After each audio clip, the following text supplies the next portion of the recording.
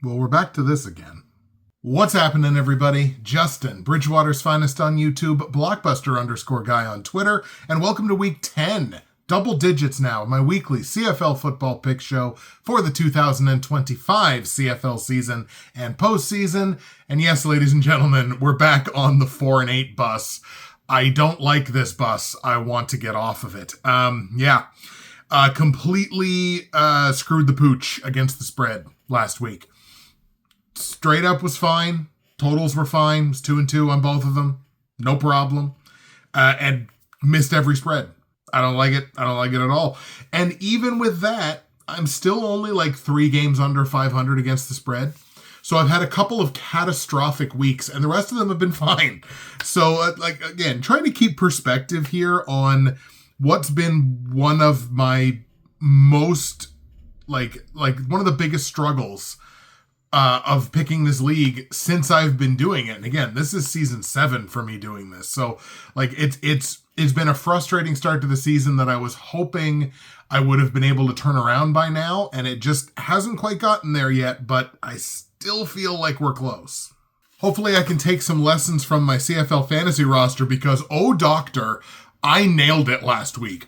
A season high 162.3 last week. What a performance by this fantasy roster last week. Puts me up well over 1,000 points for the season, 1,040.6. Now averaging a little over 115.5 points per week, which is, I think, doing awfully well. And the numbers say that too. I'm now well inside the top 200 overall across the CFL fantasy game. Ranked 174th overall, a jump of 265 places in the span of 1 week. So I'm inside the top 500 by about 45 points, which is awesome, and inside the top 250 by well over 10. So it's not like it's not like I'm super, super comfortably inside the top 250 and nothing bad can happen. No, I got to keep this up. But man, being inside that top 200 and as much as I am feels pretty damn good at this point in the season. Obviously took a couple more big jumps in my 2 CFL fantasy leagues as well. The CFL Central Fantasy Football League, I'm now top 24, number 24 out of over 1,300 entries in that league, a jump of 44 places over last week. And in Christina Costabile's league, I'm in 15th place now out of 369 entries, jumping 17 spots from last week. Couldn't have done it without my MVP from week 9. That was Elks running back Justin Rankin. Touched the ball 19 times, 133 all-purpose yards for Justin Rankin. 2 touchdowns on the game, 1 on the ground and 1 through the air, I believe was what it was. Good for 32.3 points last week. Justin Rankin, who I was debating all week long, do I leave him in my lineup? Do I leave him in my lineup? I'm glad I left him in my lineup because he exploded. And I just had, again, a great week across the board with basically everybody else that was in my roster. So I gave you a good one last week. I hope I can duplicate that this week. The Week 10 slate of games looks like this. The BC Lions come off their bye on the road in Hamilton to take on the Ticats. Could this be like a dark horse Grey Cup matchup? I think that's a possibility at least. The Edmonton Elks are on the road in Montreal taking on the Alouettes. Ottawa is in Toronto taking on the Argonauts. And Winnipeg is on the road in Calgary to take on the Stampeders. The Saskatchewan Roughriders are on bye this week. All the home teams are favorites against the spread by at least a full field goal. We got a -3, a -3.5, a -3, and a -5 in Calgary. And all the totals are between 51.5 and 55.5. So they're all kind of within the same range. Let's talk about these games. We'll start in BC, where the Lions have lost back-to-back games, but come into this game again off their bye, so they should be fairly well rested. 2 straight losses to East-West powerhouses, one of them being Saskatchewan and the other one being Hamilton. 673 all-purpose yards for Nathan Rourke in those last 2 games, but just 3 touchdowns to show for that, all 3 of them coming against the Riders. And opposing teams are kind of feasting right now on the Lions on a critical down, and that's second down. Over those last 2 games, opposing teams have gone 31 for 47 on second down, converting 2 out of every 3 second downs. It's not good news, and it's those critical, important downs that get your defense off the field, get your offense back to work with the football. You want to be around 55%, maybe more than that on second down defensively. Right now, BC's cooking at 33% over their last 2 games. Not good. The Lions are currently tied for 5th place across the league in my offensive efficiency metric over the last 4 games. That actually ties them for their highest ranking on either side of the ball in 2025. I've been talking about it all season long. The Lions are one of the least efficient teams in the league and have been consistently over the course of the season. Yes, the sexy numbers always look good. They're getting a lot of yardage. They're not giving up a lot of yardage. So the total numbers look great. But the points that are on the board based off of that yardage, very, very wasteful. Efficiency is not this team's forte. Maybe they can turn that around, but Nathan Rourke coming back hasn't really turned it around for the offense, as they haven't been higher than, milquetoast, middle of the road on either side all season long. Meanwhile, the Hamilton Ticats just keep winning. 6 straight games now. They keep Edmonton at arm's length last week with a very stout second down defense. As, I talked about the importance of it. They were great on second down in that game. And they generated 3 turnovers off of the Elks, and that kind of winds up being the difference in what was, I think, a 4-point game. Bo Levi Mitchell continues to be automatic, man. 350 yards, all-purpose yards, I believe. 3 touchdowns, no picks. And Keandre Smith continuing his takeover of that wide receiver room. And remember, that's a wide receiver room that's got Kenny Lawler and Tim White in it. Over the last 2 games, Keandre's been targeted 27 times. He's turned 17 catches into 276 yards and 3 touchdowns. The Ticats, in stark contrast to the BC Lions, who we just talked about, are among the efficiency elite over the last 4 games. Their ratio of defense to offense is almost a full +2, which is really good. They have the number 4 offensive efficiency and number 3 defensive efficiency. Their margin of victories +6.5 over the last 4 games. All of these are very good things, and obviously the Ticats are cooking. However, what I am going to say is this.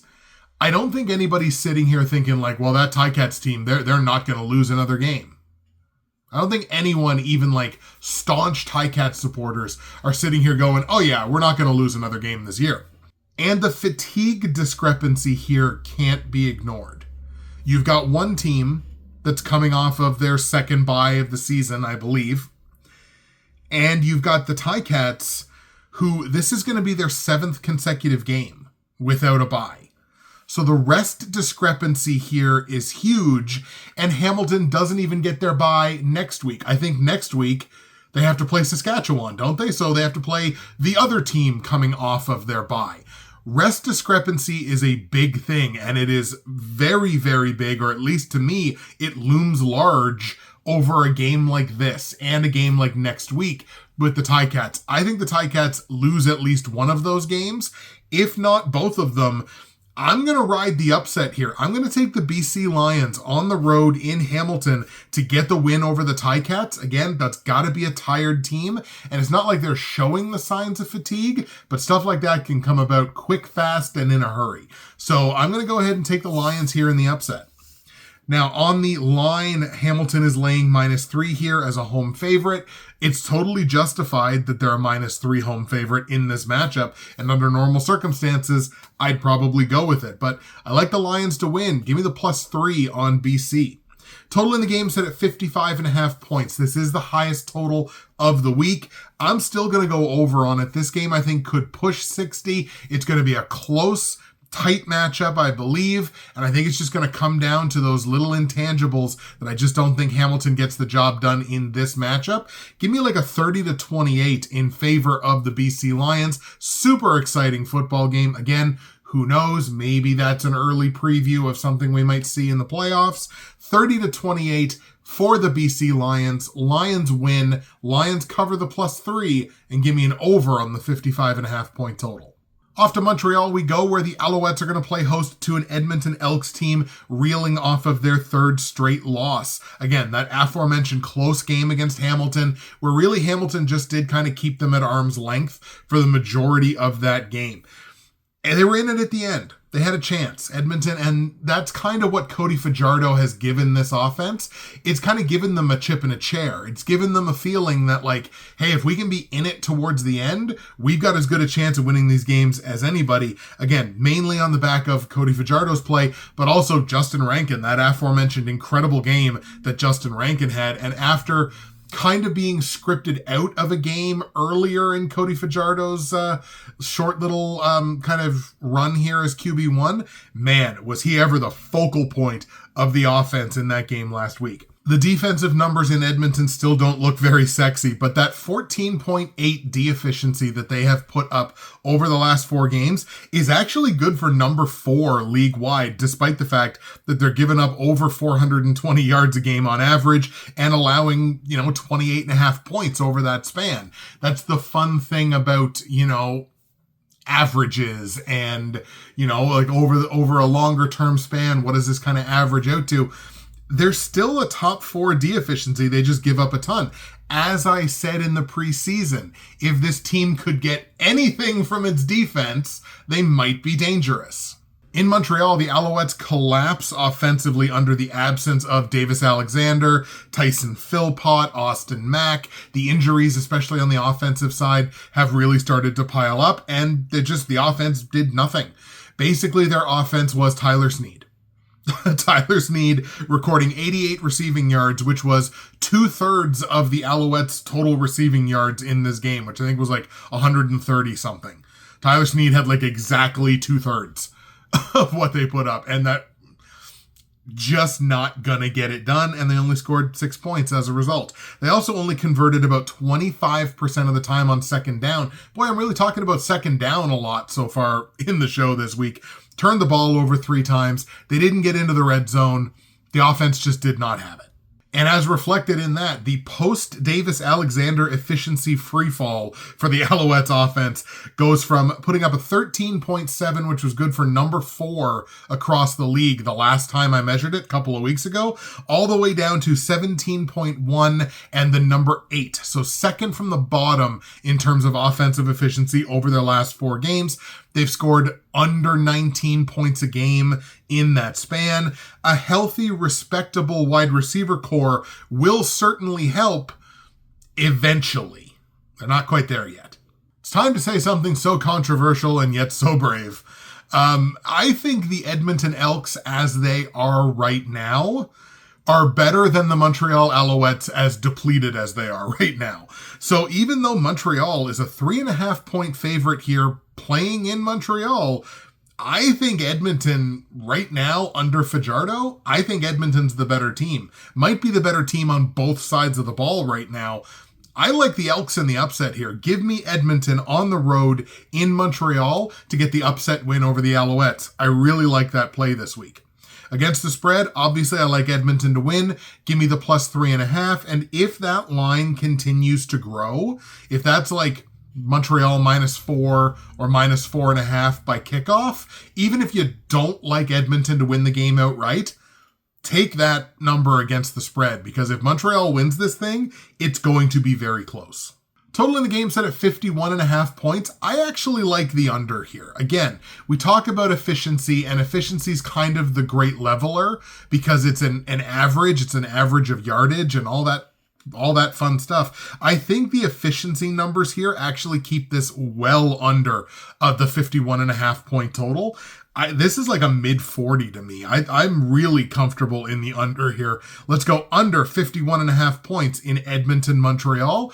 I'm going to take the Elks 24-21. I think Edmonton wins the game. Give me the +3.5 on the Elks.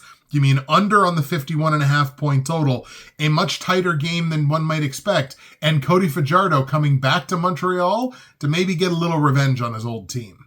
Up next, we go to Toronto for a Battle of Ontario, the Argos playing host to the Ottawa REDBLACKS, and the REDBLACKS engineered arguably their most complete game of 2025 last week, completely shutting down PJ Walker and the Calgary Stamps by 3 scores last week. They won the turnover battle 4-1 in that game. They were gifted, I think, 12 penalties for over 110 yards in penalties against the Stampeders. They stuffed and scripted out Dedrick Mills in the run game. He was completely ineffectual. And look, they feasted on a Calgary team that obviously, like Montreal, are really hurting and dealing with quite a number of injuries. But on the Red Black side, that was their most complete game of the season, I think, by far. And this game did wonders for the offensive efficiency numbers of the Ottawa REDBLACKS, now sitting at a 13.90 efficiency score, which is good enough for number 3 in the CFL across the span of the last 4 games. But in general, this is still, I think, not a great defense. Even after they threw up a 28 de-efficiency score in that game last week, which is, massive, monumental. Even after throwing that score into the mix, their de-efficiency over the last 4 weeks is still 14.2 and 3rd from the bottom in the league. So even with a generational game and a defense that's only allowing 366 yards a game over their last 4, which that's not bad at all in terms of total yardage. Anything under 400, as far as I'm concerned, is pretty darn good. Only allowing that, and it's still, from an efficiency perspective, 3rd from the bottom in the league over the last 4 games. So in general, don't think this is a good defense. I wonder if that's going to come back to haunt me. On Toronto's side, the Argos pitched another 31-point effort, their second straight 31-point game against the Winnipeg Blue Bombers, but drop the Blue Bomber rematch despite 3 interceptions from Chris Streveler, only 69 all-purpose yards from Brady Oliveira. It's sounding like a recipe for a game that the Argos won. However, they kind of got by a legendary special teams game, Vival with 2 kick and punt return touchdowns in that game, defensive touchdowns on the part of the Bombers, blunders, and a punt. I can't sit here today and say that I feel like the Argos did anything in that game other than punt it away. All of that should have added up to a significant Argos win, and yet they lost by 2 possessions. And Toronto's doing absolutely nothing to shake the glass cannon label that I gave them a couple of weeks ago. They are still the most efficient offense, but the least efficient defense in the CFL over the span of the last month. It feels impossible to me, although it's not because I see it right in front of me, but it feels impossible to have an 11.90 efficiency score, which is really good. That's a point on the board every 12 yards of offense that you put up. That's really good. And still have a negative ratio of defense to offense, because that's how bad the defense has been. Not only is it a negative ratio, it's a negative ratio by more than a point. It's a negative 1.1. This is why I have trust issues with this Argos team, because they can be so efficient on one side of the ball, and the other side is are we even playing the same sport? This feels like a supremely close football game that could really go in either direction. But you know what? You're going to give me 3 points here on the dog. I think I'm going to take them to win outright, and that is the Ottawa REDBLACKS. Give me the Ottawa REDBLACKS to win their 2nd consecutive game. I think the offense comes to play, and I just can't trust the Argos on the defensive side. I don't like the REDBLACKS on the defensive side. I abjectly cannot trust the Argos on the defensive side in terms of these winning and losing football games. So give me the Ottawa REDBLACKS on the road to get the win over the Toronto Argos. So obviously, since I like Ottawa to win, give me that +3 on the REDBLACKS as well. Total in the game set at 53 points. I got to go with an over here. I think this is a high 50, maybe pushing towards a 60.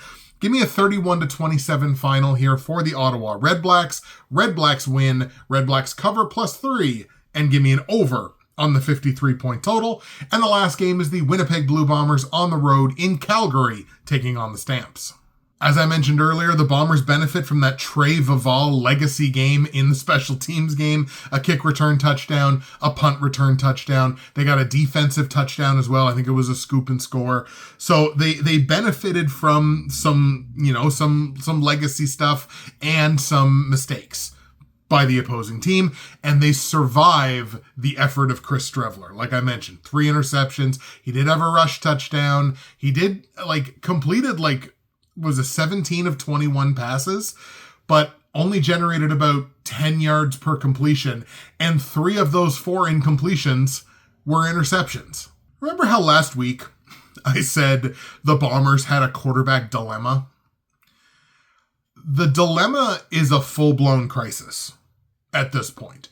I feel like I'm maybe going harder on this point than a lot of other people are, but allow me to say something again, so controversial yet so brave, and I put this in the Canadian Football Countdown Discord earlier today, which was not received super well, but that's okay. I like those guys. If it were me, I would be calling the Edmonton Elks every day about Trey Ford. I don't see a future in that quarterback room for the Bombers. I think Trey Ford could be that future, especially if Edmonton's actually going to go with Fajardo in the long term. I'm just saying, if it were me, I'd be making those calls. Kind of like we talked about a couple weeks ago, the Bombers have fully nosedived to the bottom of the efficiency rankings across the league.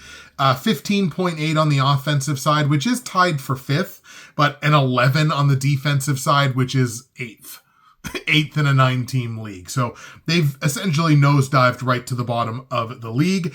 As far as I'm concerned for the Bombers, it has to be back to basics. Look, this was a dynasty. This team has been incredible for a long time.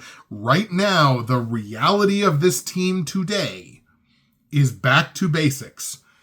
Prioritizing defense first, and prioritizing ball control. You've got Brady Oliveira, for the love of God. You've got to keep using him. You've got to let him get into that zone, and you've got to control the football.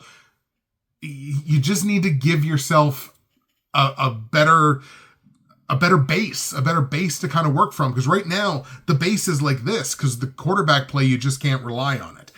And you also can't win games giving up 35 points a game. So that's why I say defense first.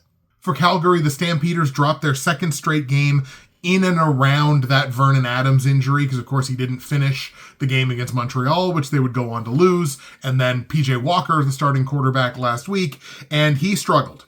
He did have 285 all-purpose yards, which is not nothing.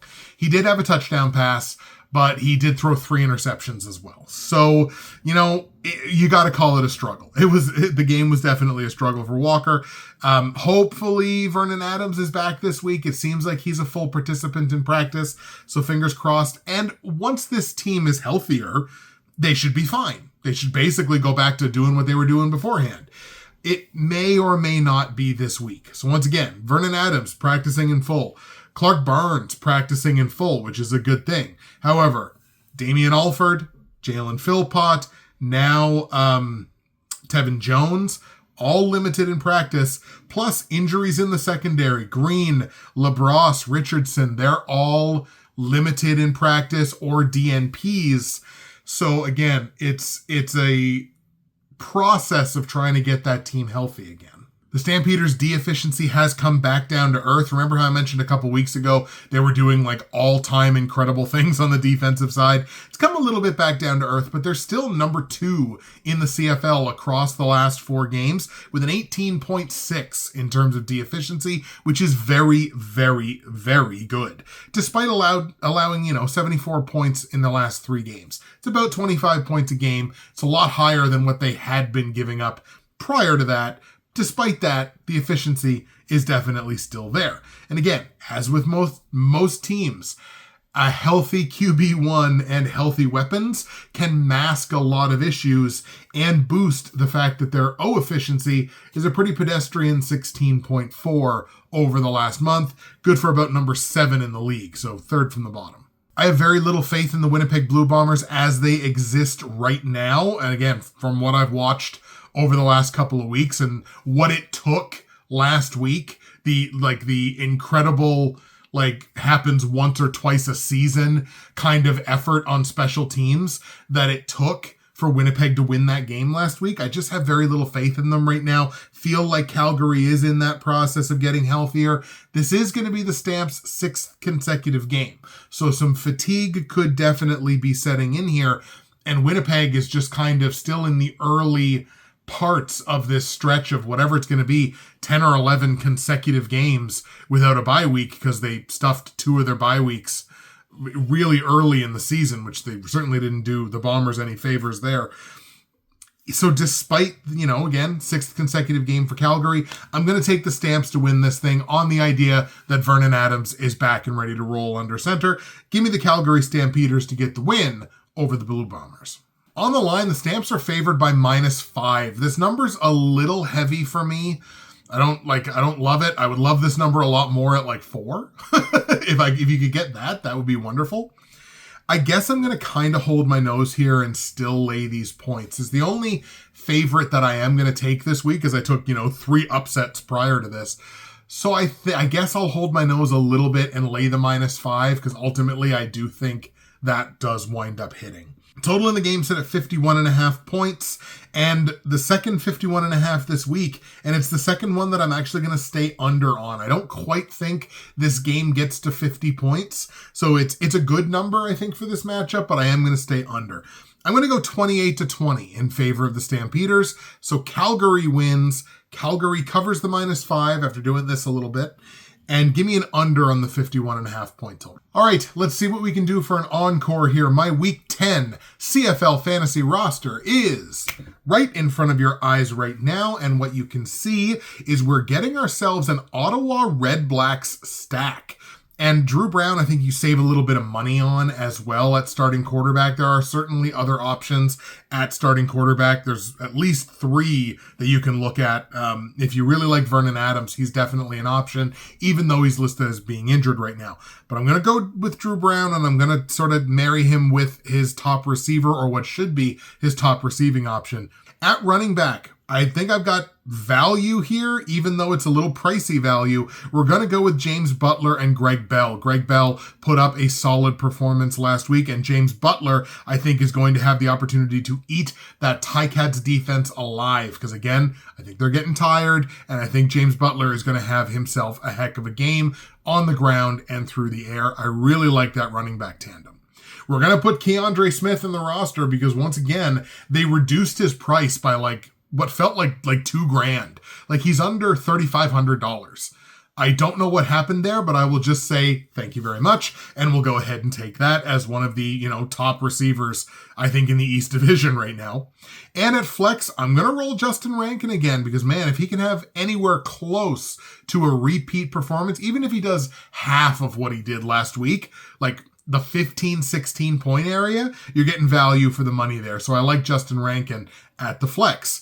On the defensive side, like I said, with Ottawa's defense, not a huge fan of how they've been playing right now, but I think in this matchup, there's going to be opportunities against the Argos for Ottawa to put up some points on the defensive side, and they're only about $4.5K or something like that. So it's a low-cost option. It allows you to spend up in other places. I like the REDBLACKS play on defense this week. There you go, folks. Those are the picks and those are the plays for Week 10 in the CFL. We'll go over them here with you one more time. I like the BC Lions upsetting the Hamilton Ticats 30-28 in Hamilton, taking the +3 on BC and the over on the 55.5 point total. I like the Edmonton Elks going to Montreal and upsetting the Alouettes 24-21, taking the +3 on Edmonton and staying under the 51.5 point total. I got the Ottawa REDBLACKS on the road in Toronto, upsetting the Argos 31-27, taking the +3 on Ottawa and going over the 53 point total. And I got the Calgary Stampeders in Calgary, beating the Blue Bombers 28-20, laying the -5 on Calgary and staying under the 51.5 point total. Ladies and gentlemen, road teams and dogs have been eating in the CFL over the last month. I think that trend continues this week. That's it for me. Justin, Bridgewater's Finest on YouTube, Blockbuster_guy on Twitter. I'm just begging. I'm begging for double digits. Give me that. I'm speaking it into existence. Give me 10-2.